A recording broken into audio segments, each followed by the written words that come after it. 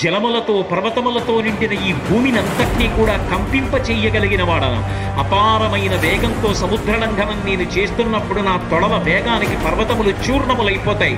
సముద్రము యొక్క కెరటములన్నీ కూడా పైకెత్తబడినప్పుడు లోపల ఉన్నటువంటి ప్రాణులు కనపడేటట్టుగా వేగముతో ప్రయాణించగలిగినటువంటి వాడు. రామచంద్రమూర్తి చేతిలో పట్టుకున్నటువంటి బంగారు కోదండము నుంచి వినిర్ముక్తమైనటువంటి ఒక బంగారు బాణము ఎలా మధ్యలో ఎక్కడా ఆగకుండా బయలుదేరి వెళ్లి లక్ష్యం మీద పడుతుందో అలా బయలుదేరి వెళ్లి 100 యోజనముల సముద్రాన్ని గడచి ఆవలి తీరానికి చేరుకుంటానన్నారు.